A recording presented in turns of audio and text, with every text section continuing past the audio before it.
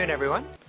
It's very nice to see you all here, and we've attracted a great crowd, and including some very interesting people in the audience whom Bob knows personally as well. It's a great pleasure to introduce to you Professor Robert Klitgaard. He's University Professor at Claremont Graduate University, where he served as president from 2005 to 2009.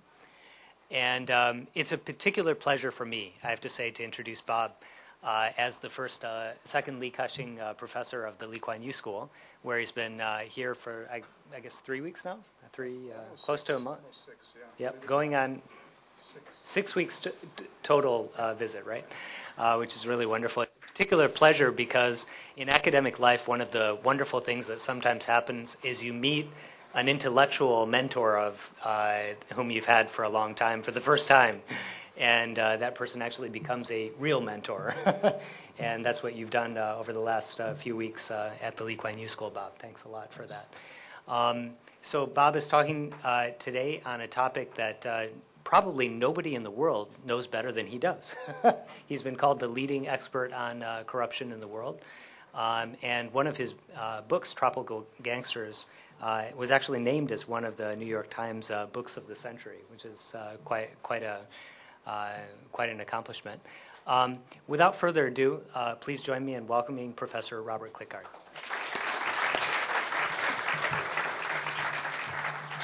Thank you, Scott. How's the sound doing? Is it okay? Can you hear me all right? Good. Well, we actually have some very impressive experts in the audience. John Qua's here. Paul Koo, the president of Interpol, is back there. So watch your step, okay? Watch your step. And if there are any very difficult questions, John, may I call on you to answer them? Okay. Actually, you know, it's intimidating for me to have Scott Fritz in here also, because Scott, among his many other talents, not only is he brilliant, he's also an expert on corruption. He published a paper on how performance accountability systems could be used to squelch corruption and how community-driven development could be used to forestall elite capture. And also, he's very smart. Those of you who know Scott. Kishore couldn't be here today, but you know, Kishore has many foreign visitors. And he had one dean from a country, maybe I won't name the country, maybe I will. It was Argentina. Anybody here from Argentina? Okay, so this dean came from Argentina, visited Kishore, and said, you know, I don't understand how you get these vice deans and associate deans that are so smart. Chopra, brilliant. You know, Stavros, amazing. And this guy, Scott, they're also, how do you do it? And Kishore said, well, we give them SAT tests, and we make them do push-ups, and so there's a lot of things we do, but it is interesting. Watch this. Hey, Scott, come on over here. Scott, listen. Let me just give you a question. Watch this. Scott, no, you stay right there. Here's what Kishore did, though. He goes, okay, Scott, if the sibling of your sibling is not your sibling, who is it? And Scott took 3 seconds to say, if the sibling of my sibling is not my sibling, it's me. And of course, that's correct. And Kishore said to the dean, see that? And the dean took about 15 minutes to figure that out. And he was very impressed. So he goes back to Buenos Aires and calls a meeting of his executive cabinet and gets the vice dean over here and said, now listen, you know what this guy, Scott Fritzen, did down there? I mean, he got this question from Kishore Mahbubani. And I'm going to give it to you. If the sibling of your sibling is not your sibling, who is it? And his vice dean said, well, you know, sir, I think we better have a meeting of the full cabinet to discuss this. And if you don't mind, we're going to have the senior faculty join because this needs some substantial research. So, sir, if you give me till tomorrow at 3 o'clock, I'll come back and see you. So they worked on this into the night. The next morning they had a breakfast meeting. They continued to work on it, and finally the associate dean comes back nervously to meet with the dean the next day at 3 and says, sir, it seems to me that if the sibling of my sibling is not my sibling, it's me. And the dean goes, no, Scott Fritzen.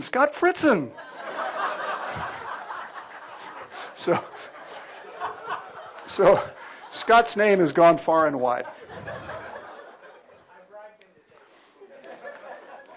25 years ago, what I consider the best book ever written about corruption was published, Jonty Noonan's classic book, Bribes. And in the last chapter of this book, he adventures on a remarkable prediction about corruption. He says corruption is like slavery, widely accepted at one point in time, even thought to be God's will with biblical passages backing it up, with an economic justification and part of a way of life. And now he says it's repugnant, and it's almost incomprehensible how we could have allowed this at all. He said, that's the way it's going to be with corruption. He predicted the practice of bribery will become obsolete. Now, he meant systemic bribery. He didn't mean once-in-a-while payments. He was talking about systemic bribery. Now, why did he think so? His argument was fundamentally moral. He noted, with lots of evidence, that around the world in every culture, Hindu or Muslim, Christian or animist, Buddhist or atheist, in every culture, the mores declare bribery to be shameful. He pointed out that no one ever advertises, Klitgaard, bribery, call me up, 1-800-663-4212. That's not my number, by the way. He points out that bribery is widely considered a sellout to the rich. And although we all recognize that the rich thrive through market economies, no one favors a plutocracy, at least no one outside of Goldman Sachs. Bribery is also a betrayal of trust. And this was before the famous books by people like Fukuyama, Robert Putnam, about the importance of trust. He said, trust is a precious necessity of every social enterprise. And when you undercut trust, this is immoral. And finally, Noonan defended the position that bribery violates a divine paradigm. And he believed that for all these reasons, eventually corruption would become obsolete. Now, 25 years later, how does his prediction look to you? Well, if you look at the Corruption Perception Index over the years since it's been routinely done, 1992 perhaps to today, different samples of countries make it difficult to compare the means and medians. But I would say if you look at that carefully, you'll say no progress. There are some countries that are doing better, others doing worse, but on average, I think you would say the trend is flat. Even in the most developed countries, you see worrying phenomena. For example, in New South Wales, which as you may know has its own anti-corruption committee, a report looked at trends in police corruption, careful government report, and it found trends upwards in drug-related corruption and found that many of the classic forms of police corruption, such as being paid to reduce a crime or to ignore a crime and to favor certain people, this showed signs of persistence. In the United States, a study, you might want to put that down, that's a good idea. In the United States, a study of public works going back to the Erie Canal looked at cost overruns. It's a very interesting metric. Some of you might try this in your research. In other words, they declare a price of X is going to be the price of the work, and it actually comes in at Y, where Y is bigger than X. And they looked at the ratio of Y to X as a proxy for, at best, mismanagement, and at worst, the potential for corruption, and found that in the last 50 years, this ratio has increased in the United States substantially. Finally, we've seen, of course, flagrant examples of corporate fraud, conflict of interest, which from Enron to Goldman Sachs makes many people think that this is a problem of a systemic abuse of power. There's also the phenomenon I call re-corruption. A few years ago, I was in Manila, and I was invited to give a lecture at the Bureau of Internal Revenue. And I was very happy to see folks there. They gave me a beautiful plaque, as Filipinos do, and I said, you know, it's a pleasure to be here before you today. There were about 300 people, all the officials from the BIR, because your case of how you turned around the BIR under Justice Efren Plana back in the 80s is studied all over the world. Your success story is famous. And the audience said, what success story? And later I interviewed the head of the BIR and his team, and he said, this place is full of corruption. They had cleaned it up and had become re-corrupted. The city of La Paz, Bolivia, is studied in this school and many other schools around the world. The World Bank Institute now has a beautiful CD-ROM in English, French, and Spanish with videos and interviews with protagonists showing the remarkable work that a gifted mayor did in a very difficult environment to clean up what was basically a botanical garden of corrupt practices.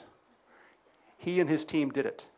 And yet, after 6 years in office, when he took off and a populist government took over, and saw the centralized mechanisms for the control of corruption were an opportunity for the centralized practice of corruption, they dismantled things that got rid of the permitology, if you will, the permitocracy.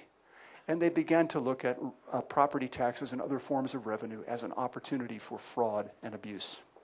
And now I think if you visited La Paz, you'd be crushed at what you see as an example of re-corruption.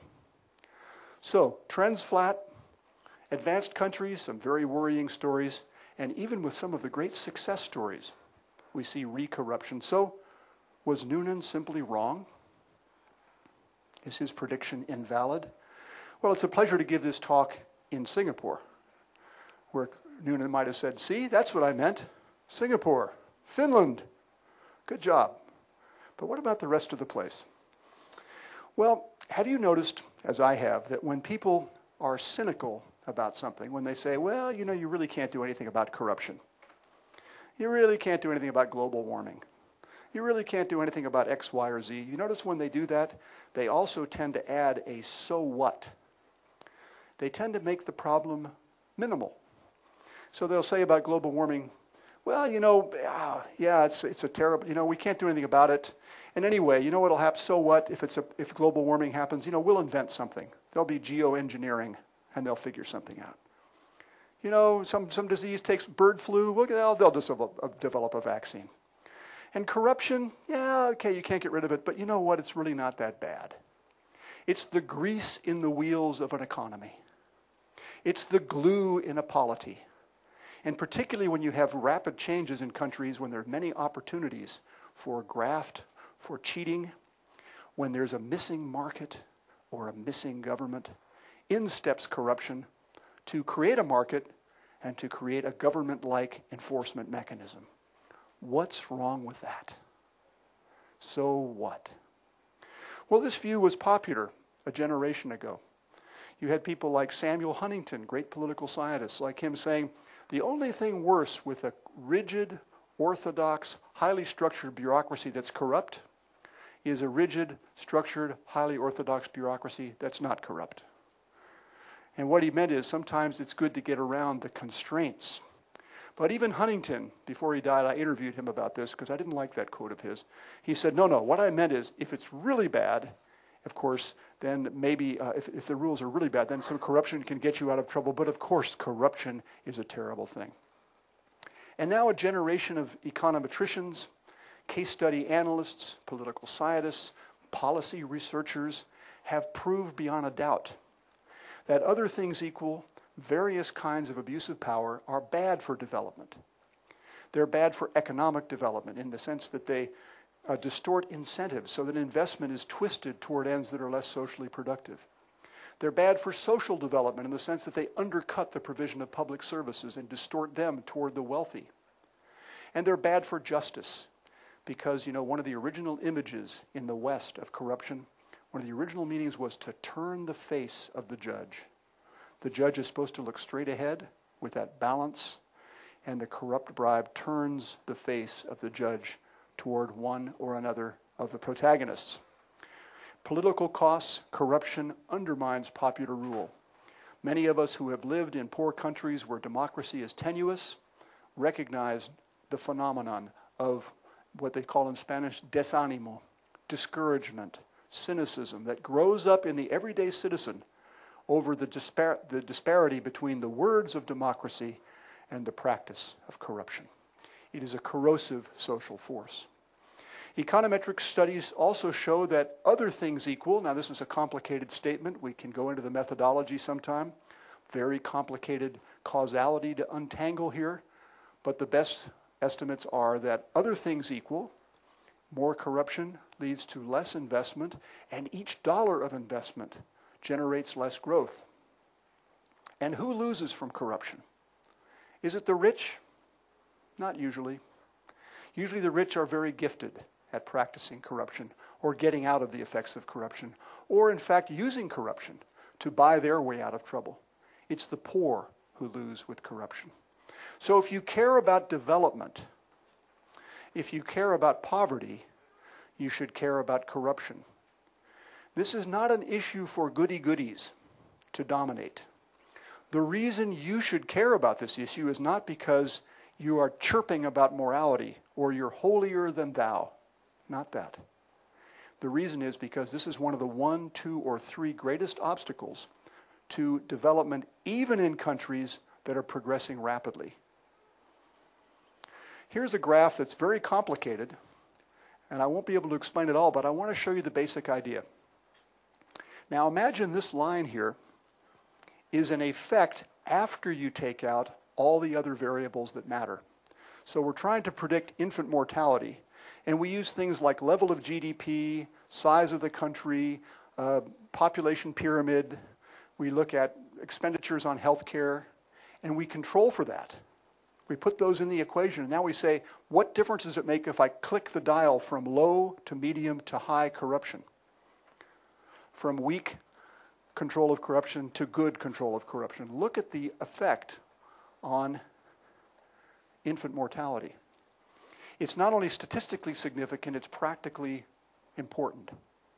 What this indicates is that corruption control variable is really a proxy for something which shows the neglect of systems of public health, their abuse by the powerful. Similarly for rule of law, another measure, you see here's an estimate here of the effect, other things equal, of the rule of law.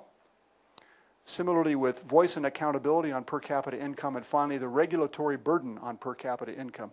These studies go on and on. It's an example of econometrics showing that good government is good for development. So if you buy the argument for the moment that corruption is a bad thing, that it's not a benign force that greases the wheels of capitalism, can we reduce it? What are the lessons from Singapore and other countries that have been able to reduce corruption substantially over a period of time? It's not through preaching and speeches and codes of conduct. It's very difficult to legislate morality. I gave a talk in Malaysia a couple of days ago, which I'm sparing you the details of, but I told them that simply declaring a country to be an Islamic state does not guarantee that you have reduced corruption. I showed them data from a new study called How Islamic Are the Islamic States, where 2 Muslim authors have created 67 variables that try to match up with the sayings of the Quran and the Prophet Muhammad with various aspects of government and policy. 67 variables, 208 countries, and the 56 Islamic countries that are member of Islamic states are average below the median on how Islamic they are compared to the non-Islamic countries. And the conclusion of these scholars is just saying you're Islamic, saying you're an Islamic nation does not guarantee. Now this is no surprise to anyone who's a Muslim, just as it's no surprise to a Christian that we do not live up to the values we espouse. That gap between what God orders and what we do is large. But my point is not to pick on Muslims or anybody else, but simply to say that merely declaring that our country is a Christian country or a Buddhist country or our country will not tolerate corruption anymore, simply saying that won't do it. So what can we do then to help make Noonan's prediction come true? Here are 5 ingredients that I would like to advance for your discussion, for Professor Fritz and Professor Kuan and others to correct me, and Professor Ku to arrest anyone who asks a hostile question. Paul, if you stay right here. First, we need structures, leadership, and incentives. By structures, I mean the kinds of things that mitigate the possibility of this quintessential economic crime. The beginning of wisdom about corruption, in my opinion, is to abstract for a moment from the individual morality play that goes on, the dishonesty that goes on, and look instead at the economics of corruption, at the calculations of risks and rewards that the giver of the bribe and the recipient of the bribe face. If I give you a bribe, what could happen to me? What's the chance I get caught? Do I just get a slap of the hand and a reprimand if I get caught? Is the fine very small? What are the benefits to me if I take a bribe? Do I have monopoly power over a good or service that you want? Do I have the discretion to decide if you get it or not? and how much you get? Is there a lack of accountability that everyone else cannot see what I'm providing? If so, if we have M plus D minus A, we have a system that is vulnerable to corruption, structurally vulnerable to corruption. And therefore, the anti-corruption effort must make structural changes that address the incentives problem and that reduce monopoly power, limit and clarify discretion, and in many ways, enhance accountability. What about leadership? Structure, leadership, incentives, the ingredients of good government, of high-performance government. Leadership. It is true that I can show you cases around the world where even where the minister or the mayor, or God willing, not be this, but even when the president is corrupt, we can together, civil society, bureaucrats, international aid agencies, business people, can together make reforms that close the scope for corruption and therefore reduce the amounts of money that are stolen. But I believe that Noonan's prediction will not come true until we have leaders such as your own leader here in Singapore was and is. You have leaders who are brilliant in their ideas of prevention,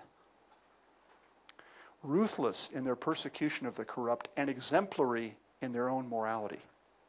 That combination abets the fight against corruption. And then incentives. Oh, I think it must be almost 20 years ago that I wrote a paper called Incentive Myopia. It was really kind of an anti-IMF tract. And here's what it said. It said, IMF comes to town, World Bank comes to town, they say, country X, you're really stupid because you assume that farmers and peasants and small producers do not respond to incentives. You assume you can extract these huge rents out of the rural sector, pay people 10 cents on the world price dollar for their cocoa or coffee or beef or wheat, and take the rent. You can extract, and they will just go ahead, because they have an inelastic supply curve, they'll just go ahead and keep producing. Well, it turned out they were price sensitive. And yet, when you pointed out to the IMF or the World Bank that in many countries in Africa, the pay of a typical official will cover 2 weeks of housing and food for the family of that official, therefore is what Timothy Besley, an economist at LSE, calls a capitulation wage, where you must capitulate to whatever's asked of you because you can't live on the honest wage. You get to a point that used to be the case in the Czechoslovakian statement before the wall fell down, where the Czechoslovakians had a statement, he who does not steal from the state steals from his family. When you get to that point, you're in trouble. So there is a point of incentive myopia here, where the IMF hates there to be pay increases in government, but wants there to be lots of pay sensitivity and incentive sensitivity in the private sector. One guideline I think is a good one, is to try to get your top officials paid at least at 80% of the private sector rate. And of course, Singapore has been a leader in benchmarking the pay of top executives in government with the private sector. But beyond the level of pay, we come back to the incentive question. At the margin, suppose I'm rich. Do we see around the world that rich people are less corrupt than poor people? Is that your experience? Rich people less corrupt? No. So it's not just the income effect, it's also the effect at the margin. What makes me decide to take that bribe or pay that bribe? And we've got to move to incentives linked to good performance. Second, a whole government approach. One of the reasons there's re-corruption is because you have a gallant mayor in a national government which then turns corrupt. And whoosh, the mayor's office is run away with. Similarly for the BIR, a new government comes in, it decides, BIR, what a great source of revenue, not just for the country, but for me. And so the whole government approach, you need an agency like the CPIB, who can provide leadership, national leadership, a focal point for the fight against corruption, but not just an anti-corruption agency. You need leadership that recognizes that the challenge in corruption is a coordination problem among those who get evidence and provide evidence, financial evidence, such as auditors, the finance ministry, and other kinds of evidence like the police, and then move that into prosecution, and move that into judging, and move that into sentencing. All those sections must be coordinated, or you have a situation I heard about in Malaysia, where everybody was asking me, what should we do in Malaysia we've got an anti-corruption agency recommending cases, and the prosecutors don't take the case. And I said, I've only been here 36 hours. I think I won't answer that question. Except to say, if that's true, that's a problem. So you need some of unified approach in government. And this means, in my view, we need to enable collaboration that is creative. Coordination we're talking about is not ordering people around. It's enabling them to see that if you do something with me and we can keep each other informed, we'll both be better off in what our main mission is in our agency. The third ingredient is to move to involve business and the people. In other words, the whole government has to be involved, but not just the government. The sustainability of the anti-corruption effort must rely on involving business and the people. Let me distinguish between what we might call prevention 1.0 and prevention 2.0. In prevention 1.0, let's take procurement. We look at the procurement system as it is supposed to function. We identify places where there's monopoly plus discretion minus accountability and where the incentives are not very good, and we try to fix them. And the analogy is we have this rather weak body. We're going to give it vitamins, exercise, and perhaps a permanent Teflon shield to resist corruption. It's prevention 1.0. Risk assessments are a good example. Many countries are following the example of the Hong Kong Independent Commission Against Corruption and going systematically through the processes of government to find where it's vulnerable to corruption. But Prevention 2.0 has a problem that goes deeper. It says, let's get business involved in this because, after all, as it's often said, it takes two to tango. If I'm getting a bribe, someone is giving a bribe. Let's work with them. Now, the key insight here is to recognize that bribery is not in the business interest as a whole. Bribery is not a good thing for all you businessmen here at this table right here, and women, but each of you have a temptation to give a bribe because if you don't, somebody else will and will get the contract. So you bribe, I know you wouldn't, but you bribe. But all of you could get together and say, let's not bribe. You'd be better off, right? So the Integrity Pact works something like this. Let's take all big government contracts. Take a number, 10 million, 20 million, 50 million, big, so that the participating firms have good records and good auditing. Not tiny. And now we ask each of you to sign a simple pledge.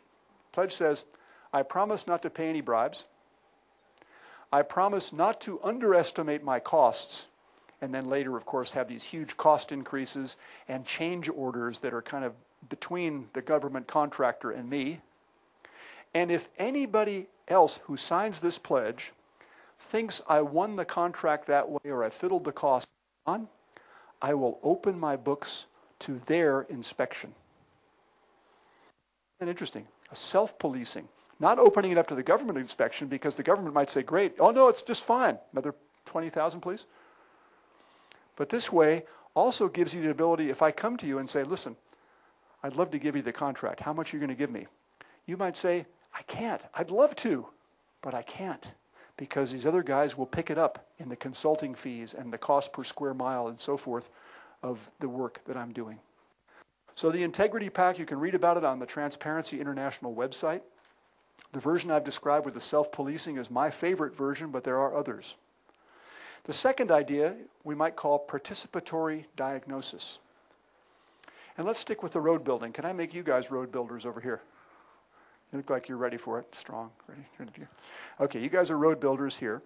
And now we think that this problem of corruption is a systems problem, not an individual problem. It's not a problem of immoral people. It's a problem of systems that are too vulnerable. So what we're going to do is do interviews with each of you by yourself. So I'm going to take you over here and say, listen, I don't care if you've paid a bribe.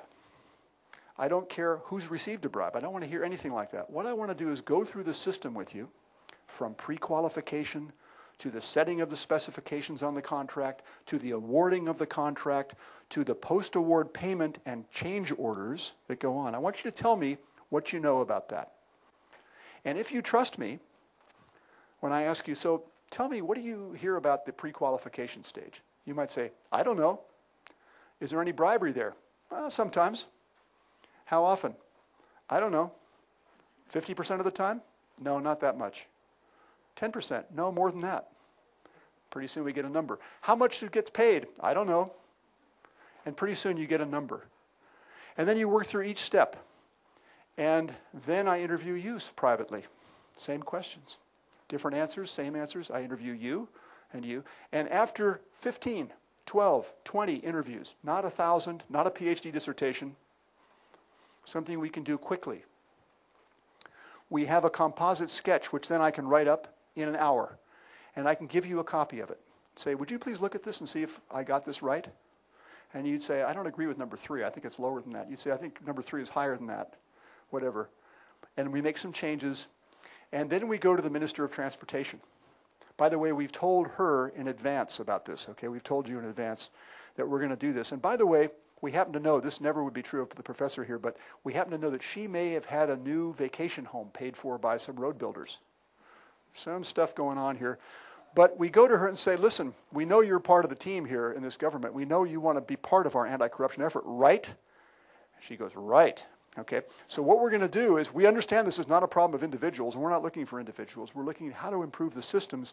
We're going to do this diagnosis, and you're going to want to see that before we take it public, right? Right. Okay. She gets to comment on it. We then have a benchmark for improvement. We see some places in the system where there's some weaknesses. And we have something which we can go back to you a year from now, by the way, and say, what do you think? How's things going? Better? And go back and keep track of this. Now, why do you want to do this? You want to participate because you don't like being in a corrupt system if you can get into a non-corrupt system. It's a prisoner's dilemma situation where you'd love to get to a different equilibrium. This idea can work with lawyers who know how the court of the first instance accepts payments for things, even how the Supreme Court may sometimes accept payments for things. It works with accountants who know about the scams that corporations work to get out of certain kinds of payments. And the principle is, if you ask them to be in public and stand up and say, I am going to denounce the president of Ecuador, that's not a winning idea for him. He's not going to get a contract. He may get some lead instead of some silver next time he goes shopping for metal. Right? A bullet instead of a bribe. So he doesn't want to do that. But if you get a private consultation and you say, I don't want you to speak against the president. I don't care. I'm trying to get the system understood, how that parallel system works so that we can fix it. Now, how does the fixing work? Here comes an idea I call subverting corruption. And you can find a paper of mine on the IMF website called In Finance and Development, a paper of mine called Subverting Corruption, which has an example of this working. What is subverting corruption? Well, let's take the analogy of disease. If we're talking about a disease like HIV/AIDS, step 1 is consciousness raising, where you know it's a problem, and certain kinds of behavior lead to certain kinds of problems. If you share a needle with somebody, you have a high risk of getting AIDS. So prevention means, if you're a drug user, don't share your needle with somebody. If you're sexually active, be active with your wife or husband, not with anybody else. If you're going to be active with somebody else, wear a condom or have your partner wear a condom. This is prevention. And that's helpful unless you already have HIV/AIDS. At that point, we have to go somewhere else. We have to go to medication and treatment. Yes, we want you to still practice safe sex and not to share a needle. That becomes even more important now. But we have to go beyond that to medicine. And the analogy with corruption is that when corruption becomes systemic, when prevention has failed, where many people, not just a few, rogues are practicing corruption, then we need to go after this with medicine, maybe even with surgery. And so how do we do that? We need to use some of the techniques now of the war on organized crime, because organized corruption, if you think about it, is a kind of organized crime. The example I'll tell you about very quickly is from Colombia, where a new president came in. Some of the students read about this in class. We did a class on Colombia, but I didn't tell you this story because I wanted to save it for now. The Colombian story was about this thing called Invías, which was a national road building agency. And the group of 7 intellectuals and lawyers and so forth, was drafted by a World Bank project to do maps of risks in the road building and in something called Capricorn, which is the health area. Map of risk, where each stage, where are the risks? And they come back from the first stage of mapping the risk and they discover things like, it's funny, when this new administration came in, it went from 10% emergency works to 50% emergency works. I wonder why. Why? Because there's a sole source contract if it's an emergency. You don't have time to go through all the competitive bidding. You just say, listen, can you build this road, please? How much are you going to give me? Not enough. Can you build this road, please? And then ends up with 35% higher price per kilometer of road. 35% is not a small number. They come back with this information. Everybody talks about it. What do we do now? Well, who's doing this? They go back and get the following story. President was being impeached for drug money in his campaign. The senator who's in charge of the impeachment committee has one of the president's messengers come over and say, how would you like to name the head of the road building agency in Vias? And you think about that and you say, road building. Wow, road building equals bribes. Bribes equals money. Yes, I would like to name that person. And you name somebody from your hometown who you trust and control. This guy comes in, he names 2 other people as the regional directors, and they quickly unify the awarding of the contracts and the inspecting of the contracts in a single office. That's convenient, gets rid of oversight, gets rid of accountability. And pretty soon all these works are emergencies. It's just awful, all the floods we've had this year in Colombia. Actually, it was a drought, but it was actually pretty bad too, because the drought sort of cracked the roads. It was just terrible. And pretty soon they discover this. So now they come back with this interesting information to the group of 7. They said, now what do we do? I said, well, let's have a bigger meeting here. Let's get some of real civil society representatives together. So there's a lunch of 40 people. Former mayor of Bogota, who's sort of a Catholic priest, a notable guy. He's still around in politics. Journalists, student leaders, Transparency International, Veedurias, which is these NGOs involved in this. Business leaders, the Chamber of Commerce head. Okay? And they come and they say, what should we do now? And they said, where's the money? Where's the money gone? Well, we sent out 2 professors into the town, the hometown, senator, head of Envias, the 2 regional directors. And what do you think they find in the records? One guy bought a car dealership. Another bought an apartment house in the name of his wife. Very clever. Others had huge Mercedes-Benzes and big watches. Click, click, click, picture of the records, bring it back to Bogota. Now what do we do? It turned out the prosecutors involved in the cover-up here. The agency's own auditors are intimidated. So what are you going to do now? Civil society? Let me give you a hint. In Fujimori's Peru, there was a fixer who was famous for giving bribes and videotaping the bribe recipient so that she or he could not then go and squeal because they had it on tape. And kept careful records. And when Fujimori left office, they got these records, and an economics doctoral student at Stanford worked with John Macmillan to analyze who got the biggest bribes. Was it senators, congressmen, police chiefs, journalists, NGO leaders, business people? Who got it? The answer is newspaper editors. Newspaper editors. Why is that? Because exactly at the point where accountability breaks down within government because of systemic corruption, the press may be your answer. And indeed in Colombia, this is what they did. They took it to the press. They took it to the World Bank. They took it to the other senators. Here, I just want you to know what's going on with this guy over here. Here, boom, boom, boom, boom, boom. And they put this out there for everybody to see. Photographs of the Mercedes, pictures of the car lot. This is for the $15,000 a year salary, buying a car dealership, etc. And the whole system came tumbling down. You can read about it in that article, Subverting Corruption. My point is that civil society can be part of the solution against systemic corruption, and should be. And those of you who are young technology hotshots, which I know at this university are plentiful, You should be part of applying the next generation of social networking tools, of small cameras and microphones, of blog posts, to find where these abuses are happening and share them and seek solutions. Transparency is the great enemy of corruption. Now let's go to the last heading, the role of morality. Noonan's main argument was that the feeling of immorality we have about corruption will not disappear. In fact, it will grow the way the feelings about slavery did.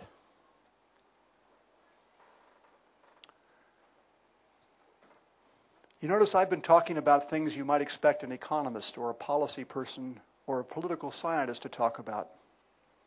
Things like structure, leadership, incentives. Things like taking a whole government approach and making sure you coordinate effectively, get everybody on the same page.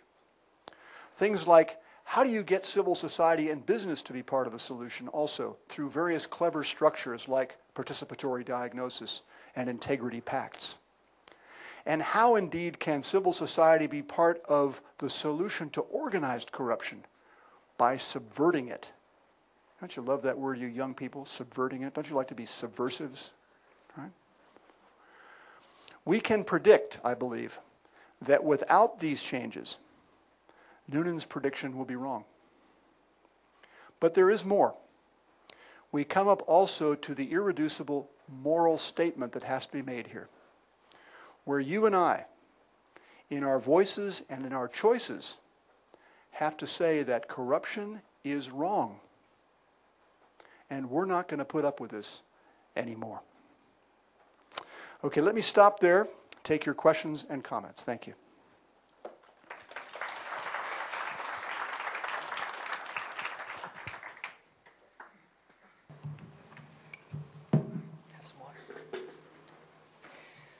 Thank you, Bob. The floor is open for questions.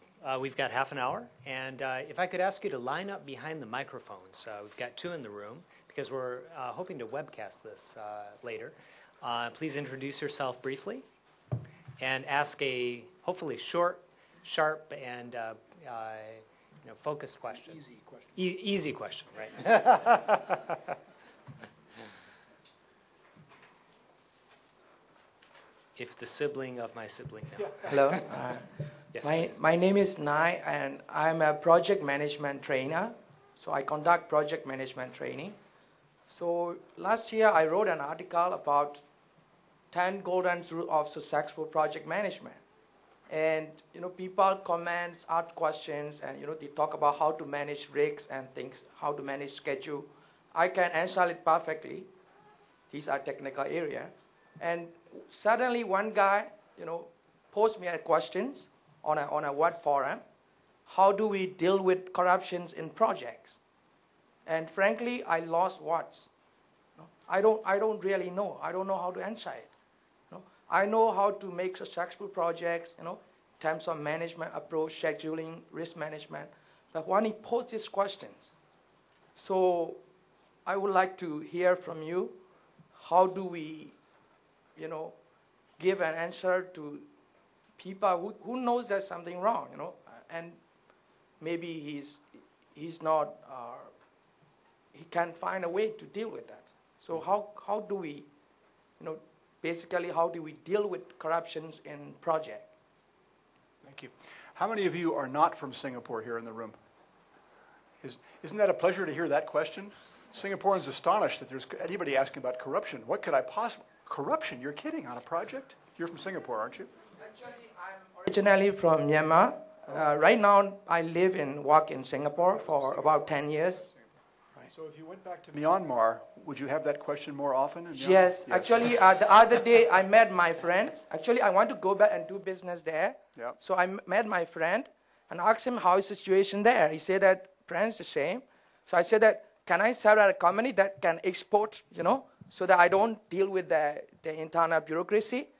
He said that, friend, even you export, you still have to deal with the, Import-Export Commission or whatever, port authorities or whatever. So I still All right, can't find the answer. We've got you.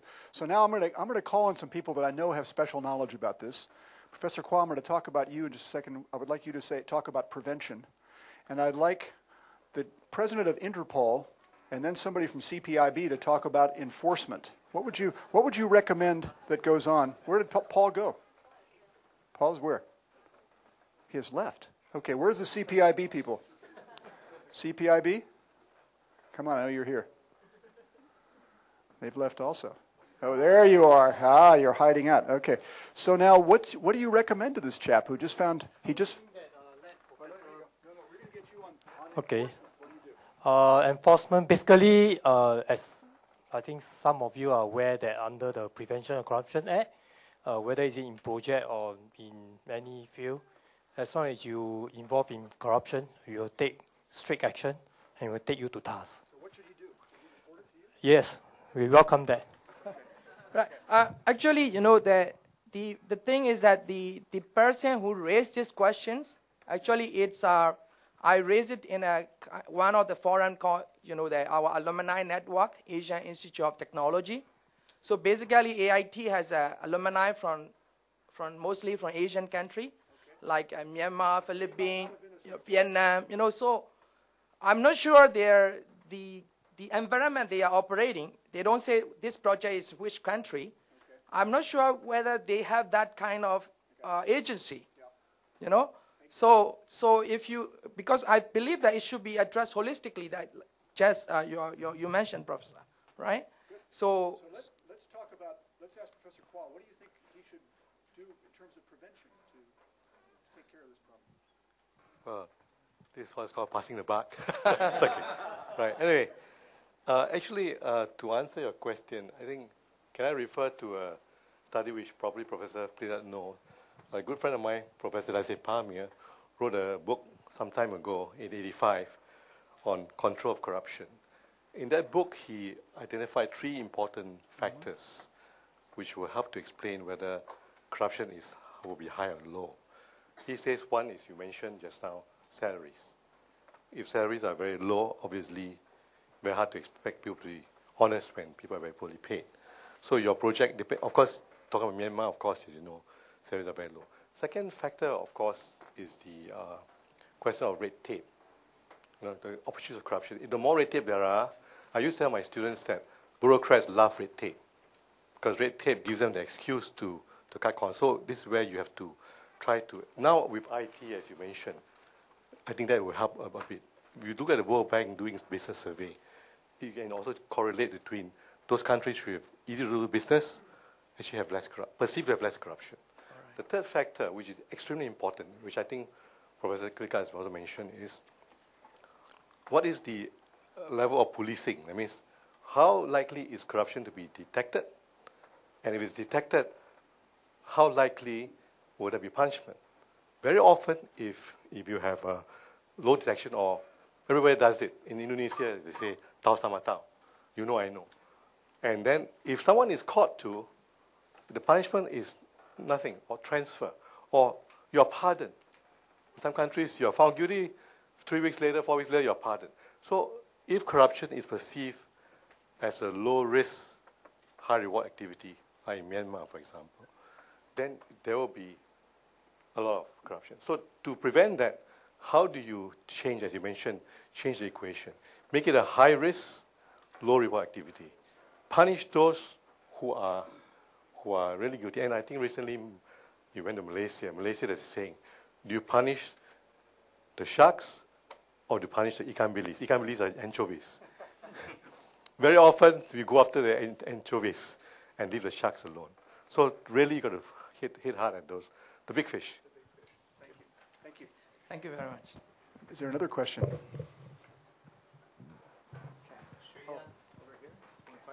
Please, you can just, you've already got the microphone. Go ahead. Oh, please, go ahead. Yes, by all means. It seems it's not on, huh? Here you go. Just take this. Please forgive me for my inability to stand up. My name is Iranar. Just a simple question. Would you please imagine country X which is suffering from the notorious oil curse, where even the president is really corrupt and all the government agencies are corrupt. You talked about the accountability of agencies like CPIB. Then in this context, where, if there is an agency like CPIB, where should be, it accountable to? And considering the fact that the international community cannot intervene into these domestic affairs of any kind regarding, especially corruption, they have very limited scope for intervention. So in a sense, that's a responsibility of the national government to deal with corruption. Okay, thank you very much. Does everyone know what the resource curse is? This is a phenomenon that's really quite strange. If you discover oil tomorrow in your country, a lot of oil, other things equal, that's bad for development. And the idea is it screws up the politics because it gives this big pot of money for all the political parties to compete for. And thus the politics becomes vicious and self-centered. And it gives this huge pot of money for people to steal from. And so many countries that are, I don't know if you saw about 3 or 4 weeks ago, Afghanistan announced that huge surveys have discovered great mineral riches in Afghanistan, trillions of dollars worth of metals. And everybody says, great, we've got to build roads because we've got to get to those mines. True. What else do you have to do? You have to address and anticipate the question you just asked. What can we do to take the money from this oil or metals and put it in a strong box with NGOs below and international community from above, or if you want, vice versa, and because the international companies are the ones that mine this stuff and get this oil in countries like Afghanistan or Sudan. These are all international companies. So you require the international companies to sign something like an integrity pact, where they'll report all payments made to government officials. You create a strong box with rules such as Alaska or Norway have, where the money is restricted to certain uses and cannot be touched for the budget deficit. In Alaska, they give a check to every citizen, a certain amount of oil money every time. That's what I've been recommending in Sudan. It's a cash-starved economy. It needs something where there's a check going out there. Let's see if they do it. So it's a very difficult problem. If you have a fairly rich country like Ukraine, or maybe I shouldn't mention anymore, Russia, where there's not the leverage of outsiders, you do have oil companies there. And you can try to get the oil companies to get into Integrity Pact. It's much more difficult because that's already well entrenched. But in countries like Afghanistan, East Timor, Sudan, this is a first-order question for the development of those countries to anticipate that the resource curse can lead to elite capture. Yes? My name is Shreya. I'm a research fellow here at the Kuan Yew School of Public Policy. My question is, you suggested that systemic reforms or a whole government approach is required to tackle systemic corruption.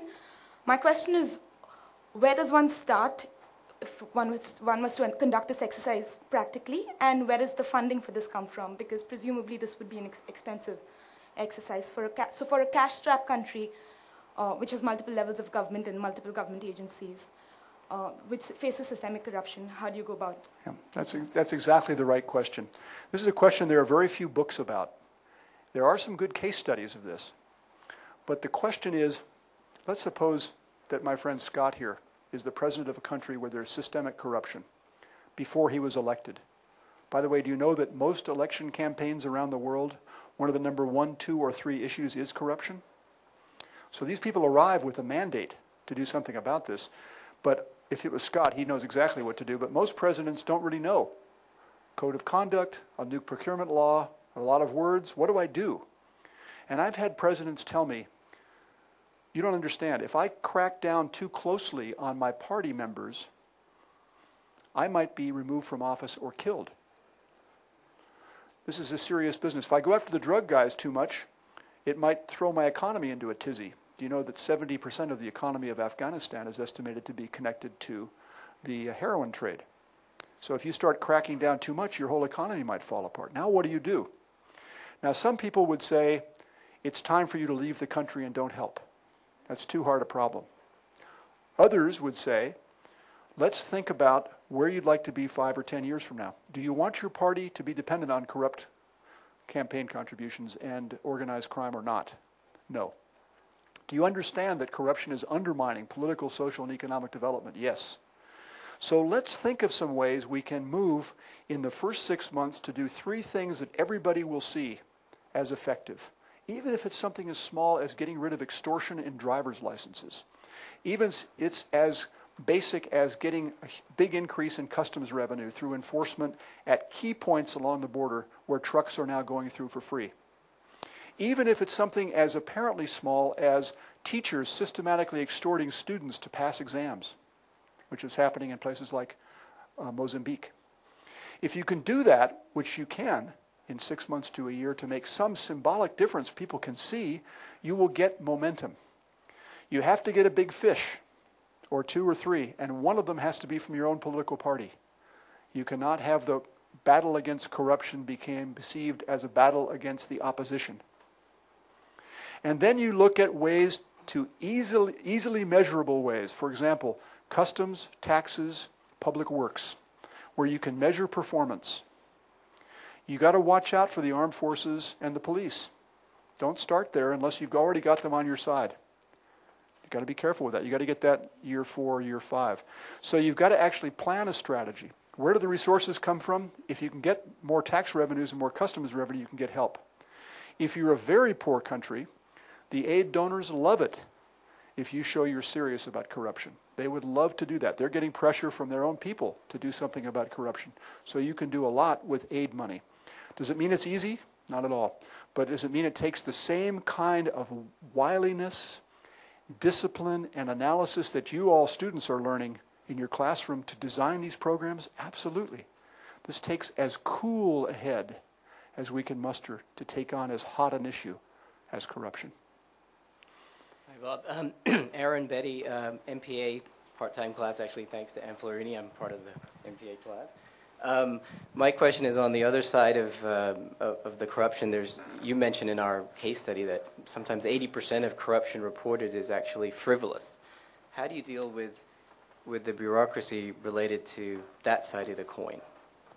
What you're saying is that if you have a complaint office, I'm setting up a new complaint office in Hong Kong, the Independent Commission Against Corruption. And suddenly people say, okay, if I submit a complaint, actually someone's going to read it. It turned out over half the complaints were frivolous or malicious. That was a finding they made. And so they had to cross-tabulate, if you will. They had to get different kinds of assessments of if a person was reported to be corrupt. You better get some more information before you go after that case. Often also the sheer volume of complaints is so large that you really can't go at it. So what they did was figured out ways to triangulate the information and pick a few cases to go after because they couldn't do everything. How are we doing on time, Scott? 15 more minutes. Scott, I have a question for you. Knew this was coming. Scott has been working on an area that I think is so important, and it meets with lots of skeptics, and that is performance-based pay in government. And Scott's written a paper that says, can we do performance measurement systems that mitigate against corruption? Could you talk a little bit about what you found there? Sure. The paper you're referring to was a case study of the World Bank in Indonesia, and I've had some experience with the World Bank elsewhere, for example, Vietnam too. World Bank came out under the previous president very strongly against corruption and wanted to take a leading role in signaling its commitment to the fight against corruption. This was about 15 years ago at this point. But what they found, and this was also our case study findings in a sense, that the incentives faced by the managers, by the donor officials, often, despite rhetorical commitments to the fight against corruption, the practical incentives these managers faced was to disperse funds as smoothly and efficiently as possible. Efficiently in the sense of projects get done. It's the completion rates are high, the outputs somehow get completed, and then they move on to bigger and bigger portfolios. Now, here's the problem. Reporting corruption and taking it very seriously just throws gums in the works. It just stops everything in its tracks. It initiates long periods of review, investigation, during which time, perforce, the project has to grind to a halt, essentially. And that's bad news from the manager's perspective. And so the report suggested that one has to tackle those kind of incentives on the part of the bank officials themselves, be just as introspective in a sense as you are trying to be very consistent in your communication of performance standards to the government agencies that you're working with as well. I agree with you. How many students are here right now? Students? Raise your hands. How many of you are studying or have studied economics? Okay. So do you recognize this problem that Scott's talking about? Do you recognize its brother or sister or sibling in the financial crisis we've seen recently on Wall Street? Do you see the similarity?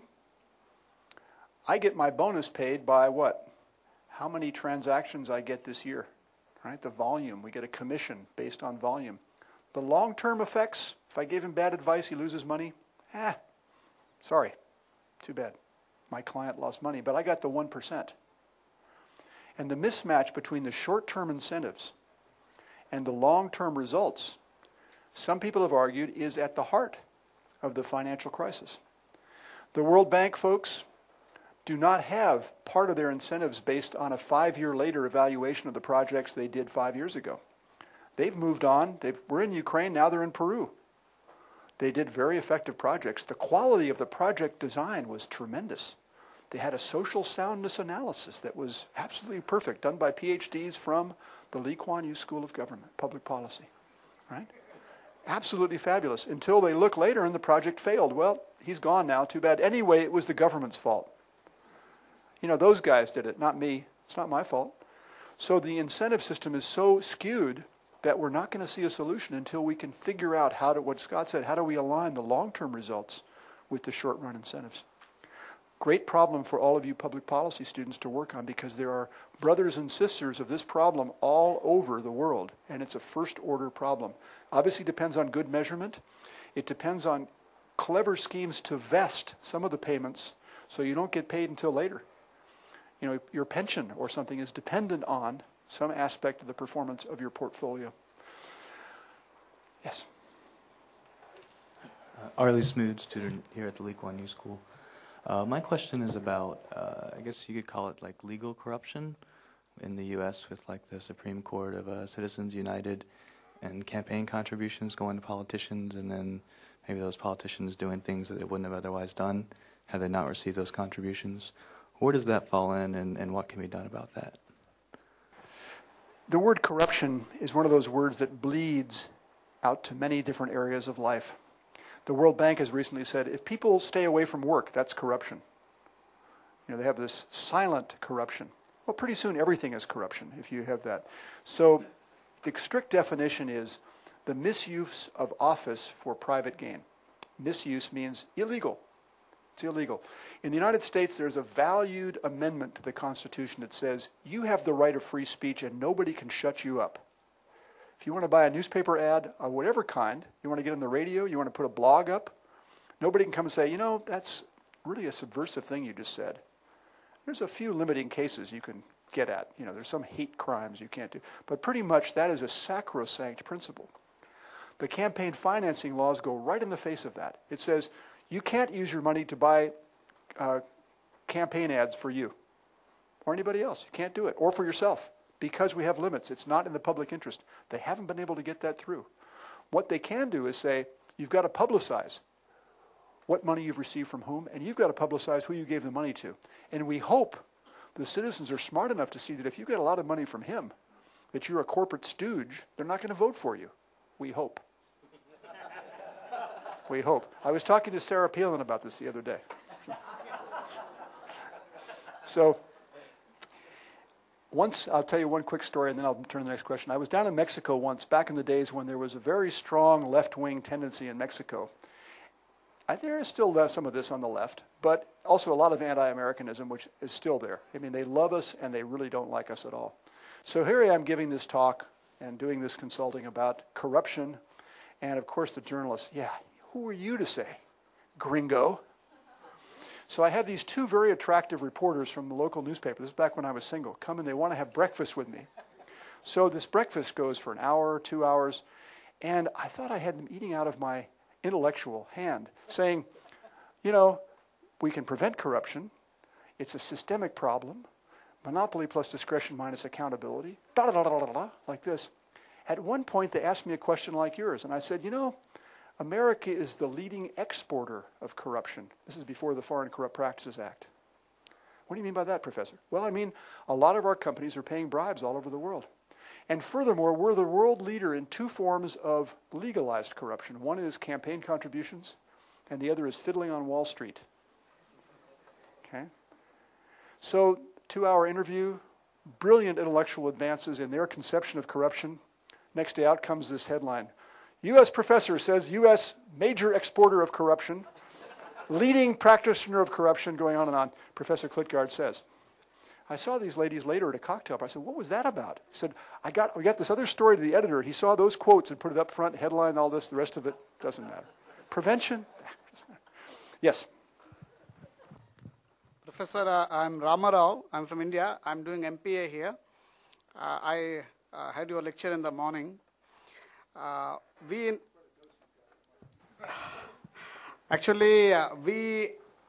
have this problem of corruption in our country, and we are doing slowly, but I think there is a progress. We are doing well, and with the Right to Information Act and some institutional mechanisms and some seriousness and some good officers actually heading those institutions. But actually, of late, a few elections, the corruption has become not an issue, and it's not even discussed in the public domain. So once it becomes not an issue for elections, so I think there is a serious issue. So what actually is your analysis about our predicament? Thank you. You have been in a corrupt country too long, my friend. If corruption is not an issue, if the sibling of my sibling is not an issue, then it's not an issue. If people are not talking about it, they're not worried about it. In your democracy. Now, in Rwanda, where they just had an election, this is more problematic. You know, what's going on in Rwanda probably is some developmental miracles there. Huge popular vote for this guy. I have no doubt he's very popular, but if you look at the honesty of the electoral process, who was allowed to be a candidate, what opinions were allowed to be heard, what the press was allowed to investigate, very difficult to say. So I would ask you to relax and maybe go talk to the CPIB about that problem.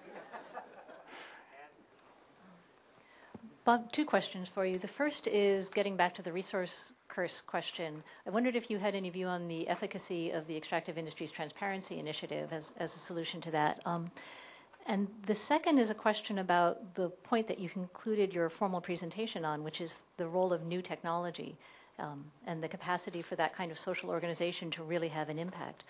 I'm wondering if there's a distinction to be drawn between grand corruption and petty corruption, that looking at this kind of social organization as a way of dealing with petty corruption is probably relatively straightforward.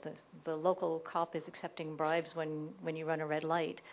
That's something that's easy for this kind of network technology to use. But when you talk about grand corruption, you're then talking about the bodies of the state being able to use the same technologies to track anybody who is trying to track them. There's this constant question among people who do research on transparency and technology that there's an arms race between those who are trying to use this kind of transparency technology to open the window and let the light in, and those who are using the very same technologies to track the people who are trying to do that. So I'd be interested in your views on longer term, who's likely to win that arms race? Why don't you talk about the first one? What's your impression of the extractive industries thing? I think you probably have studied that more than I have. Are you impressed with it? I think we don't know yet how well that's going to work out. There have only been a few countries that have really gone as far as you're supposed to go with the Extractive Industries Transparency Initiative, which is you are supposed to become a full member and promise that you're going to disclose everything that all the resource extracting companies are paying to your government. And on their side, the companies are supposed to publish their books about what payments they are making so that civil society and everybody else can compare the two records. I think there are very few cases that have gone that far. The idea seems great, but I don't know what the implementation has really been like. I think I agree with you. Well, it's sort of like the Integrity Pact, but it's with the oil business. So you've got to disclose if you give a payment, and they've got to disclose all the payments they get, and it's put into the public domain. But it's funny how few countries want to volunteer to be part of that, even though you'd think they'd want to be, right? Is it Nigeria and Angola have talked about it? Angola probably is lagging, I gather, but there's quite a few countries that are technically part of the Extractive Industry Transparency Initiative, but there are various levels of membership. The only developed country that has agreed to become part of it is Norway, because they're trying to push everybody in the direction of actually being transparent the way that they are. Armenia, Azerbaijan, a few other countries have played various roles in it, often because they're getting a lot of pressure from outside. But I don't know whether it's actually working. I wish we had Paul Koo here with us, the head of Interpol, to tell us about what he thinks about the technology angle. So I will just hazard a guess on this. I think it's a huge subject, and I'm not saying I know the answer. I will hazard a guess that the Wall Street firms have every reason to create devices that are very hard for anybody to figure out what it is, because they can use the cloud of second derivatives to persuade us that this is really a good risk-bearing instrument. In developing countries where some of the grand corruption goes on, I don't think they're very smart about their hiding the wealth, about their hiding the costs of the contracts that are being agreed upon. Witness the case in Colombia. It was very easy to find out that number. It took a matter of days to find out the numbers about the 35% increase on average going from 10% to 50% of monopolistic deals. There may be a few cases where there's literally a suitcase of money from one king to another, but that, I think nowadays it goes through some processes that are more or less measurable. And then the president does have his leopard skin airplane and his gold Rolex and so forth. They're not really smart about how they hide their ill-gotten wealth. So I think as citizens get better at documenting the lifestyles of the rich and famous, that we will see more and more revulsion to what's going on. I hope so. Maybe that's more a hope than a prediction. Yes. Yeah. Hi. I'm a master's student in the political science department. 智慧. I'm working on my master's thesis, which is about causes of corruption in local China. So my question is about the causes of corruption. They say that government intervention in the market creates incentives and opportunities for corruption, so it could reduce this public sector. But others say that like privatization, decentralization, and all these market reforms in China have actually causes corruption now. So how would you explain that? And also in China, have strong party and state and a weak civil society. How could we, combat corruption effectively? Thank you. I'm going to give you the second part of that, because I know you've done the study on civil society, and we got to get the real expertise to start talking more here. Thank you for that question. On the first one, you saw that formula about monopoly plus discretion minus accountability. Notice it didn't say government monopoly. It said monopoly. So if a government monopoly privatizes, and now there's a private monopoly, what do you think is going to happen to the price that's charged to people, be it legal or illegal? Does the private monopoly suddenly decide, well, we'd like to give back some profits because we're good businessmen or women? No.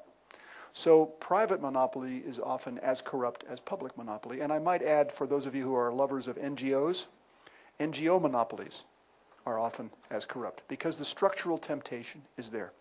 Second point, the act of awarding the privatization has a feature of our procurement problem. There's a tendering process where people bid on the right to have the water monopoly or the electrical monopoly or whatever.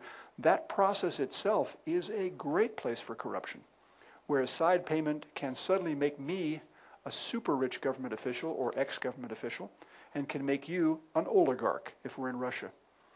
I was talking to people in Russia at the time when these huge privatizations went on, right after the wall went down. And you know what the decision was? We're going to privatize as fast as we can, because if we don't, the communists might be back in a year. If we can get all the stuff owned by 40,000, all the hotels owned, all the stuff if we can get it owned by the people, the communists will never be able to come back, even if we end up creating what we've done, which is terrible oligarchs, described by the South African communist leader Joe Slovo 1 year after this. He said, you know what the worst thing about communism is? What comes after it? The open fangs of capitalism, with privatization, monopolistic privatization at the heart. So privatization is not a guarantee. The crucial thing is competition. And the competition has to be there. Sometimes you can't. You can't have competition for a policeman on the beat. The policeman is there. She or he has that monopoly power over you. It's hard to have 3 policemen there. And if you did, they might collude, so they might have monopoly power. So sometimes the monopoly is inherent in the position. In those cases, you have to clarify the discretion and magnify the accountability. Make the incentives appropriate for that person's role. How are we doing on time, Scott? We have time for one more question. One more question? Okay. Let's get Astrid and then this young lady here. Well, 2 more. You can just stay right there. I'd like to go back to the... You have to identify yourself. Astrid Tuminas, Lee Kuan Yew School of Public Policy. I'd like to raise the issue of morality. To what extent can immoral means be used to advance the moral goal of curbing corruption? I raise this in the context of 2 conversations I've had with mayors, one from Davao City, in the Philippines, and another from Ahmedabad, India. One has used summary executions. The other accidentally having a truck drive over somebody and using bulldozers. This is to control corruption. Now, in the short term, this had actually very positive effects, but no due process, no transparency, and so on. What would be the impact in the long term in structurally curbing corruption?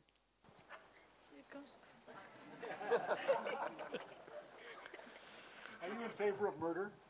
No, of course. No, we're not in favor. You're not in favor of murder, even if it's against corruption? No. Okay. Because then you're becoming just like We've heard. Then you're becoming just like them? Okay. Can I just leave the answer there? I think that's a good answer. Scott, I want to come back to that local participation thing with you. You heard her question about a weak civil society in China. I know you've studied how participation from below might limit the ability of elites to capture services. Can you give us some of your wisdom on that? Just make one quick point. I've studied this process in Indonesia, which now has a messy, chaotic democracy, very vibrant in many ways. Definitely not overly centralized, if anything, perhaps one of the most decentralized countries in the world. I've also studied community participation in various attempts to police local government workings and investments in anti-poverty programs in Vietnam, which is quite centralized in a way. It's a one-party state and so on.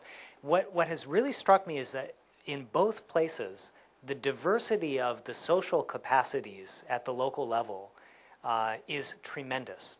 Even in neighboring communities, you can have very different outcomes depending on local leadership, various like traditions of a local NGO or a community group that decided to mobilize around an issue, the density of population. I mean, once you can try to start modeling it, but I was just struck by how diverse the outcomes were of that process in both places.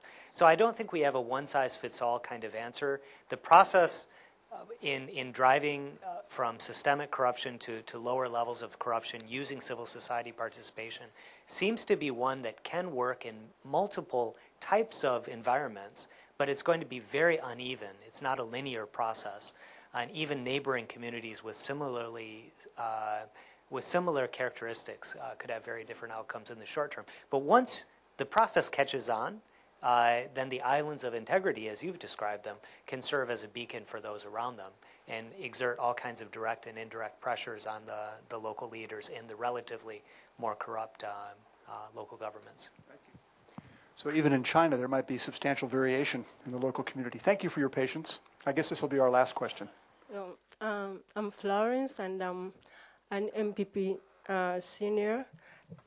I'm working on my thesis, which is the impact of budget transparency on development or poverty eradication.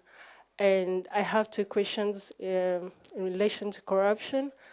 One is there is one approach that is used in some countries of mistrust, whereby when someone wants to bribe the other, can report, and the one that they want to bribe can report. So anyone is suspicious of the other. How effective is it? Because someone might lie that this person wanted to bribe me, while the other also can lie that this person was bribing me. Either way is possible. How effective is that approach?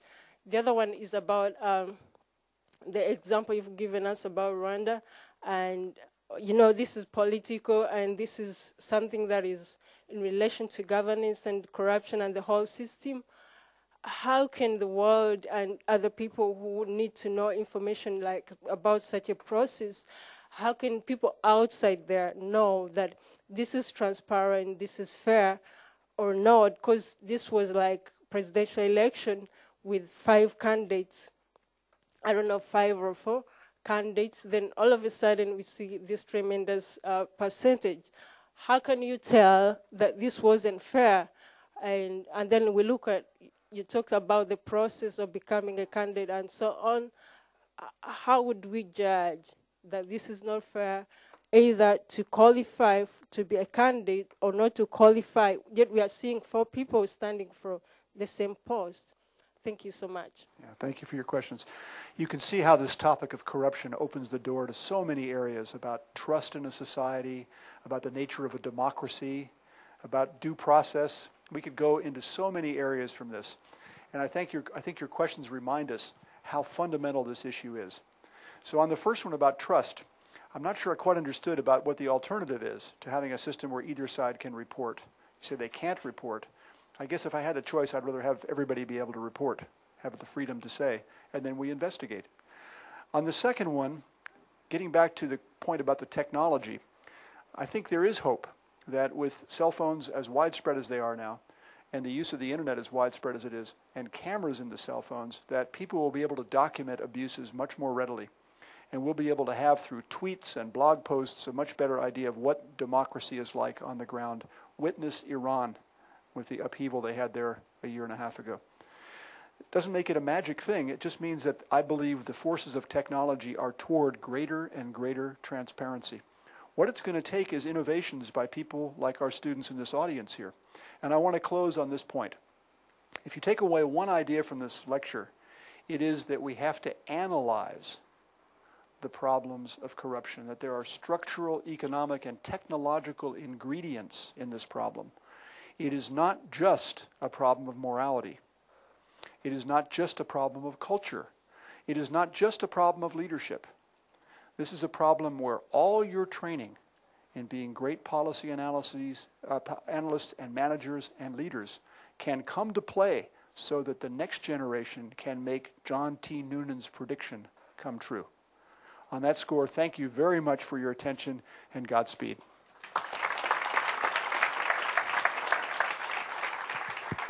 Thank you very much, Professor Robert Klitgaard. Thank you all for coming. I'm sorry that some of you ended up standing. It's a sign, really, of how great the interest is in this topic. Thank you. Hope to see you again.